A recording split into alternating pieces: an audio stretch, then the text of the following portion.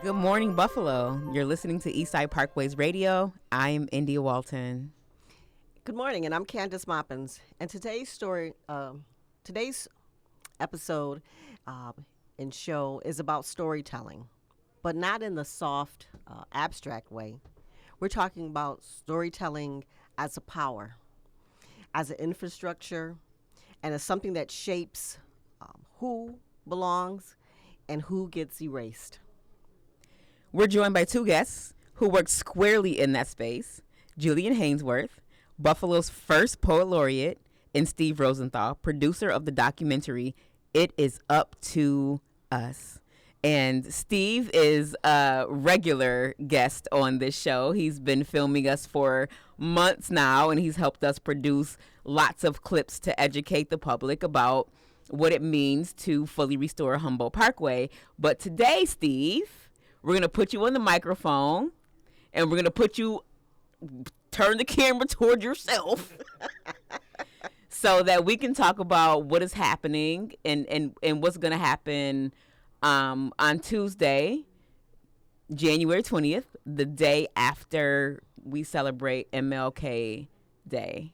Is someone calling already? We didn't ask y'all to call yet. What's going on here?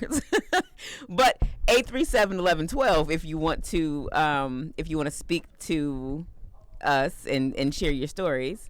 But we're gonna get Steve on the mic. Come here. There's a lot going on in the booth today. Yeah, the excitement of live radio.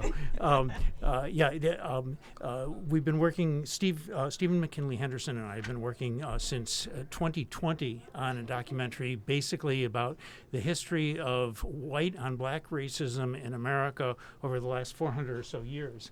And I'm gonna get out of this this chair right now and let Jillian Hainsworth sit down. He made it sound like it was a hot seat. Well, we have a caller. Let's go to our caller while Ms. Hainsworth settles herself. It's a live show. It's a live thing today. Let's get to it. Good morning, caller. Yes. Good morning. Can you hear me? Sure can.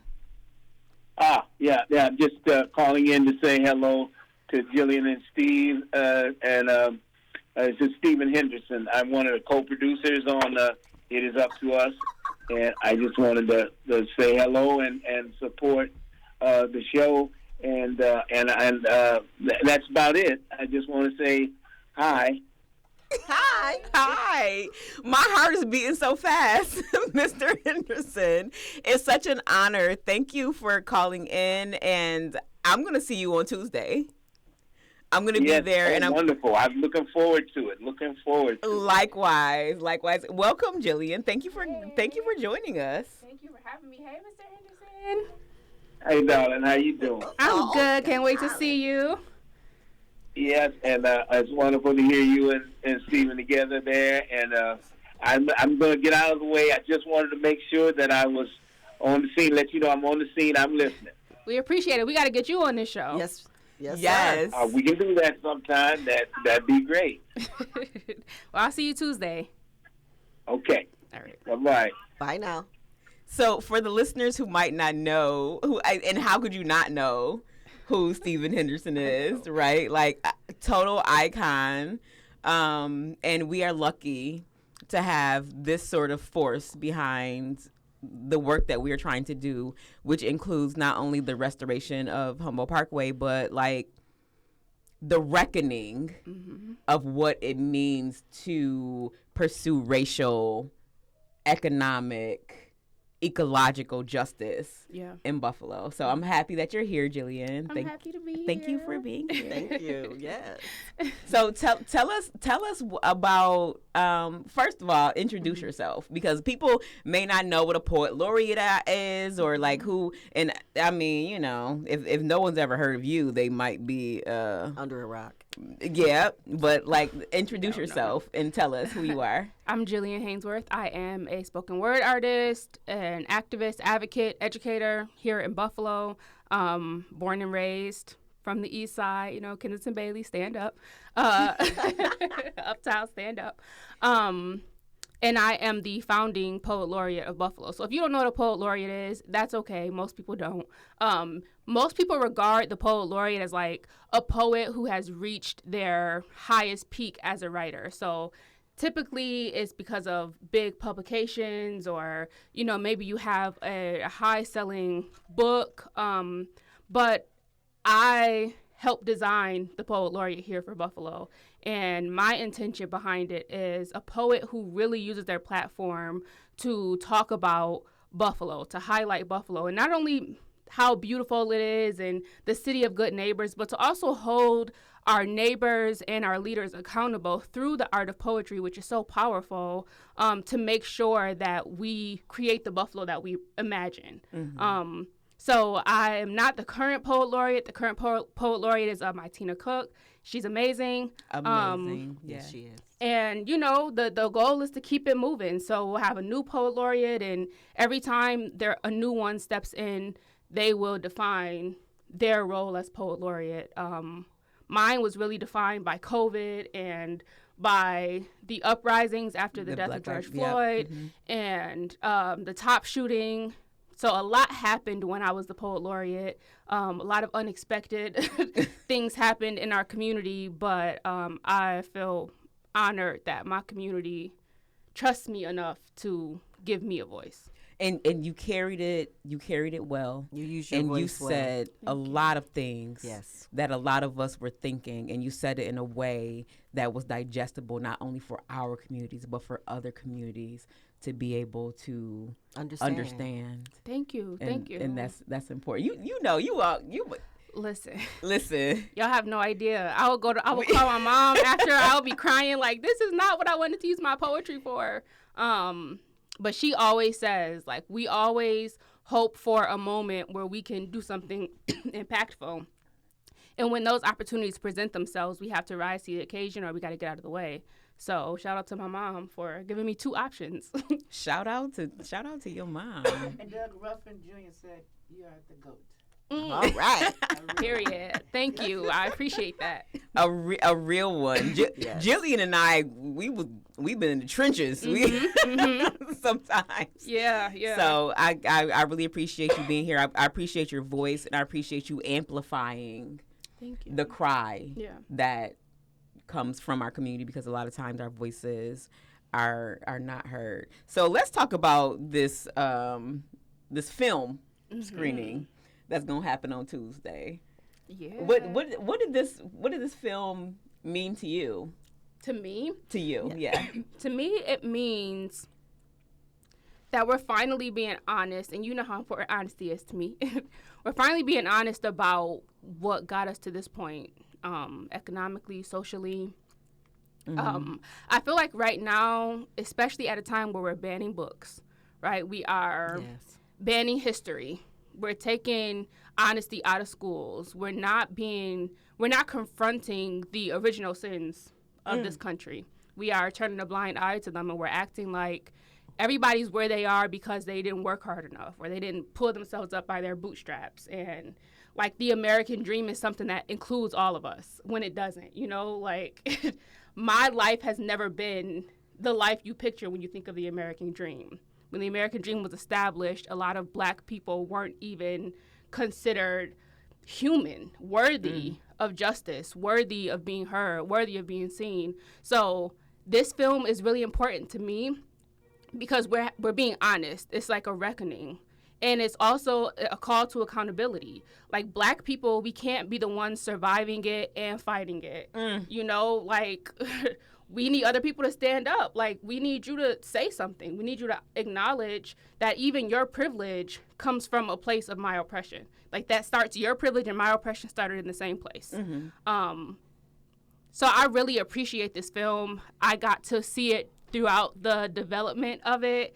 I spent time just on Steve's couch watching it and making notes about, things that wasn't said. The voices in this film are so important. So I think it's huge, and I think if you haven't seen it, you need to make your way to AKG on Tuesday. When you hear about other screenings, you need to come because it's really something that everybody needs to see. It's a powerful powerful film. And I mean, if you've not been to the AKG, right, the millions of dollars of investment that's been put into the space, that is a community space. And this on Tuesday, January 20th at 5 o'clock. We're going to open the doors at 5. There'll be some refreshments from 5 to 6, and the screening will start at 6. The 5 o'clock, come through, have some cheese and crackers, and shake some hands, give some hugs, and watch the film. And I've watched the film several times now, because since I've had access to it, like everybody that I know, I'm like, we gotta watch this because it's important, and it says a lot about who we are as a people. And the thing that struck me the most was about Levittown. Me too. And right, so like I have a house that's like close to, you can't get to my street unless you go down Humboldt Parkway. You know what I'm saying? So I know that my life's trajectory is going to change no matter what happens with this project. Something about my life and the future of my children and my legacy and my family is going to change as a result of this. And we need to be very thoughtful and intentional about what we're doing here, right? Yeah. So, Candace, tell us what you're most looking forward to. I haven't seen it.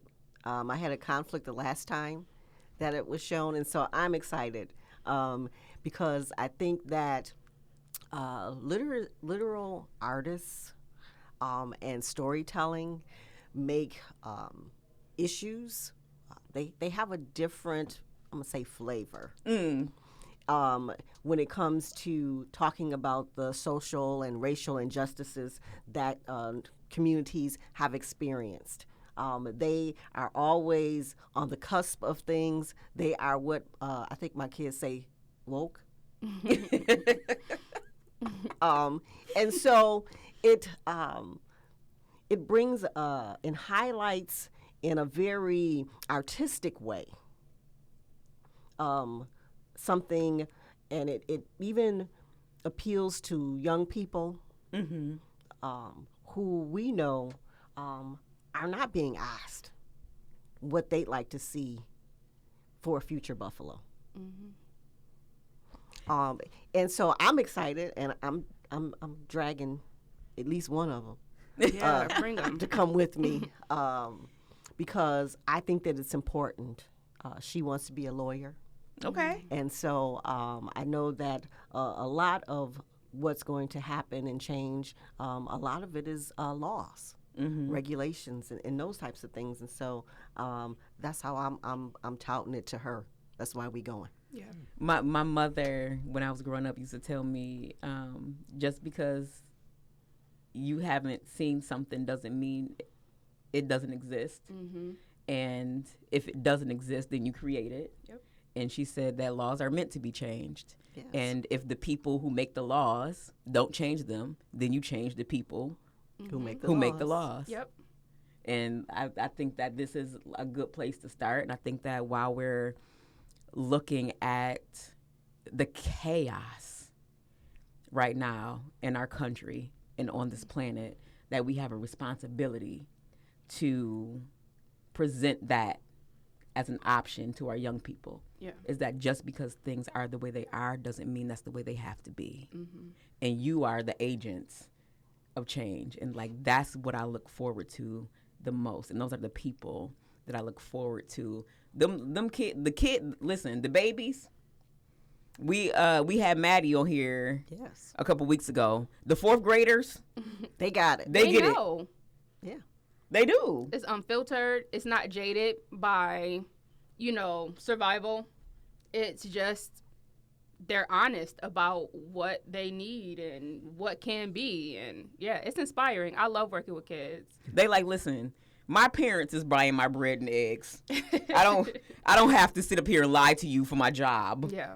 Right? Like at this point, my job is to be honest. Yeah. And I love that for them. And I wish that we had more of that. And I think that that's what you bring to the table a lot, Jillian. It's just that pure and raw honesty that, like, all right, like, let's have a conversation Yeah. about this.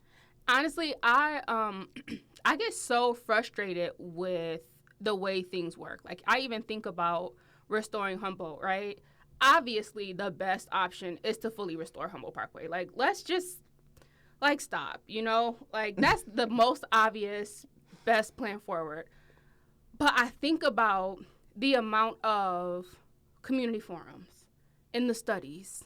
And it's like, yes, it's necessary, but why do we have to keep having the same conversation about fixing the issue you created? Like, building a tunnel is literally putting a Band-Aid over it, literally putting a Band-Aid over an open wound. It's not healing anything. And I just get frustrated with the process because it's like we want people to adhere to these processes, these, you know, we want you to call your council member and we want you to talk to the mayor, write a letter, you know, watch the news, come to the forum, speak out, take the survey, answer the door when the canvassers come. Right. And while, again, these things can be very important, it's like we know what people need. Listen to the people who are closest to the problem because they have the solution. And let's stop beating around the bush. Like, let's stop completely submitting to the process while we never come up with a solution. You know, it's exhausting. I think after May 14th, that's when I really, you know, I was always getting on people's nerves, you know. I was getting on their nerves from day one. But after May 14th, that's when it was like, if you don't see that it's life or death now, then you will never see it. Yes. You are willfully choosing not to understand that in our community, these issues are life or death. And there's an urgency that I feel that is so, like, it's really constantly, like, bubbling up in me. I always feel this level of urgency, and my tool is art. You know, art is not an accessory. Audre Lorde has a book, like, poetry is not a luxury. It's a compass. It's a necessity. It's a necessity. It's a living, breathing part of who we are inherently. Art is water. Art is air. You know, it's a part of every single movement that we have ever had that led to any positive outcome for us. So it's all I have. So it's what I offer.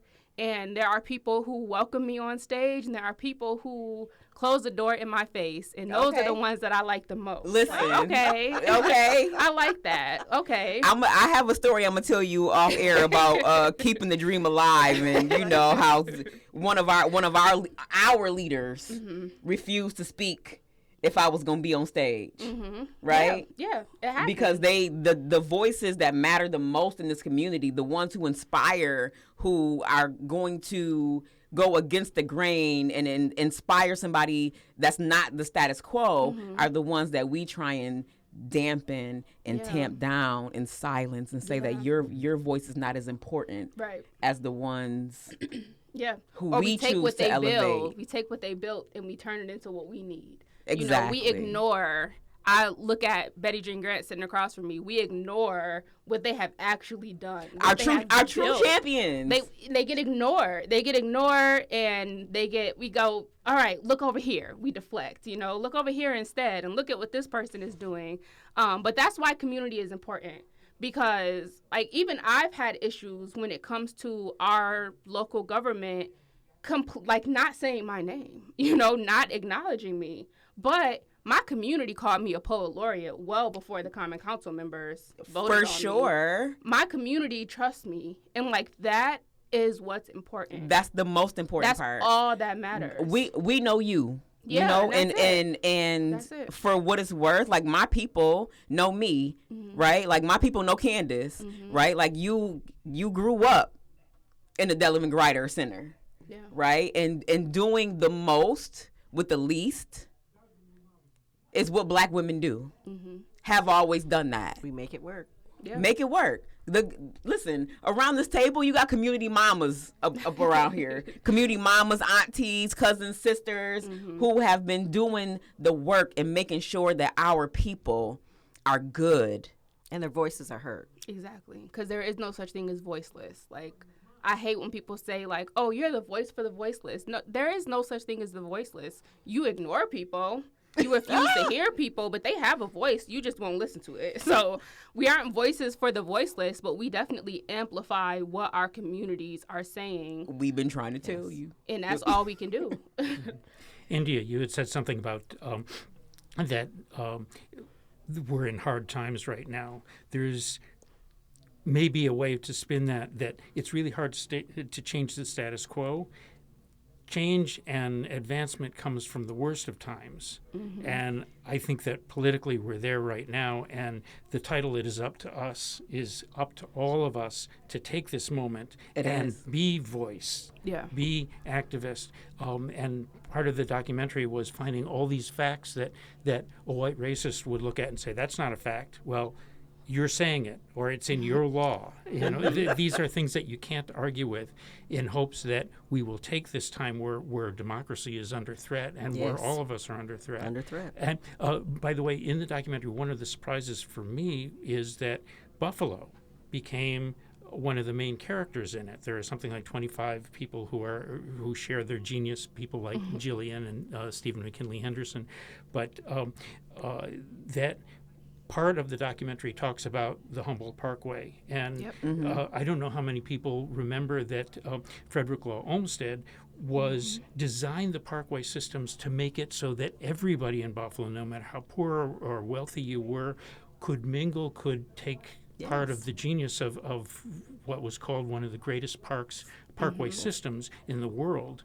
And 50 years ago, politicians and whatever destroyed that. And we're in a crisis now where we collectively, all of us, everyone listening now, has an opportunity to make their voices heard so that we can make things better in a health way, in an environmental way, in even commerce, to bring commerce down where there used to, all of this area used to be thriving, and it isn't anymore. Thriving small business.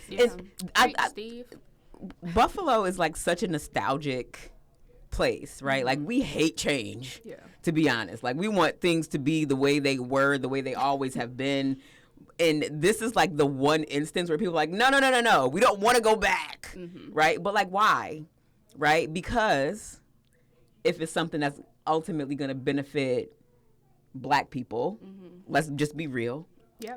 Right? Like, the reason why we're having meetings in Amherst and Cheektowaga is because those are the people in the comment section in 2, 4, and 7 that's saying that leave it alone. There's nothing wrong with it. You can't give nothing to these animals on the east side. The people who want to drive through the neighborhood without seeing the neighborhood. Without seeing you. Yeah. But right? The joke here is that the people who live in the suburbs, if we restored the parkway to what it was, we would all benefit. That's here's the real point. Yeah. If we restore the parkway, it's not going to affect them at all. Not at all. It doesn't, going from from the airport to downtown, it does not affect that commute. You're still going to be able to go 55 miles an hour. Y'all mostly do 70. But the part of the expressway that this affects is not going to impact your ability to move from Cheektowaga to the airport. To Buffalo. It's not going to affect that. Who is going to affect is me. And to that point, when you think about Frederick Law Olmsted, designing Buffalo to be a city within a park, within a park. You think of a park, you think of access to green space. That is a visual representation of democracy, right? Like, everybody should have access to green space. That's fresh air. That's health. You know what I mean? That's trees. It's what exactly peace. Habitat. The noise pollution right now, right, in the Humboldt area itself is an issue. So I think about the pushback to restoring Humboldt Parkway, and it's like, are you pushing back against restoring Humboldt Parkway and getting rid of that portion of 33, or are you pushing back against the idea that we all have equal access to democracy? Like, let's take it a little deeper. That's what the real problem is. And I sit down. I'm very nice because Miss Candace, Miss Candace be like, we're nice people. We're not gonna. But let me tell you something. It's about to get real, because what you're not about to do is you're not about to come and roll over my community again. You're not about to take $1 billion of investment and we not get no benefit from it again. We're not doing that. Yeah. We're not doing that. And I appreciate Eastside Parkways for like the pragmatism, the love and big tent energy that we give. And I appreciate Candace because you're such a kind and loving and gentle and warm person who like talks me off the ledge many a times when I want to be like, not, you know. But what's about to happen as we get into this process, and it's not that we're trying to be nasty against anybody, but we're going to tell the truth about what's actually happening. Yes. Right? And like y'all are trying to make it seem like you trying to create a broader, bigger audience. Nah, Like, you're being racist. You're being racist. That. You're trying to drown out the voices of the people who live in these neighborhoods, and we're not having it. We're not having it. Yeah. So, what, the 22nd? 22nd. The 22nd. Cheektowaga. We're going to Cheektowaga. We'll give you a ride. Call me. Email us. We'll take, if you don't have transportation, we'll take you out there. Send us a message on the website. Yeah. We're gonna give you dinner, and this is no shade against Queen City Forward, but they inviting you to a meeting in the evening time. Because listen, this is my story. This is my entry into Eastside Parkways Coalition. You invite me to a meeting at 5:30 in the evening. Ain't no food. Right. I just got off work. Dude, I'm hungry. Like what? What you want me to come? Yeah. Right? Take care of the people. So what we're going to do is we're going to meet you at the Cheektowaga Senior Center. We're going to bring food.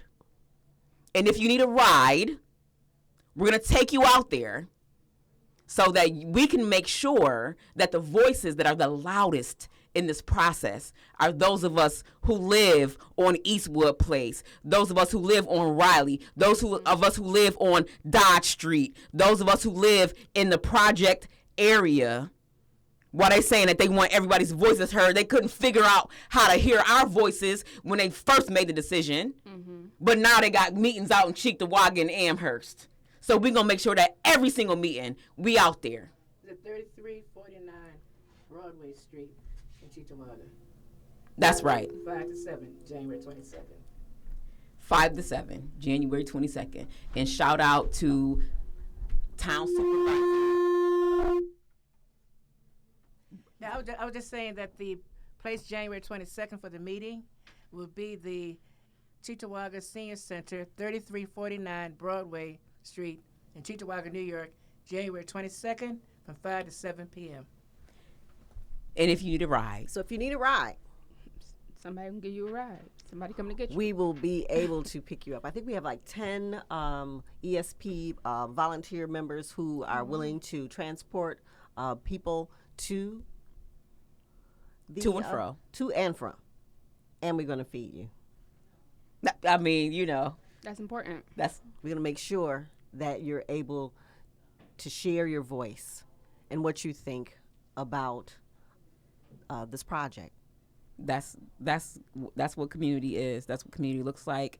We make sure that we take care of one another, and it looks like we're getting the signal to wrap it up. Wrap it up. So we want to thank our listeners today, and we want to tell you and ask you to remember that policy changes cities, but stories shape what we believe in and what's truly possible for the city of Buffalo. Until next week, we're signing off. Eastside Parkways Coalition. Have a good week.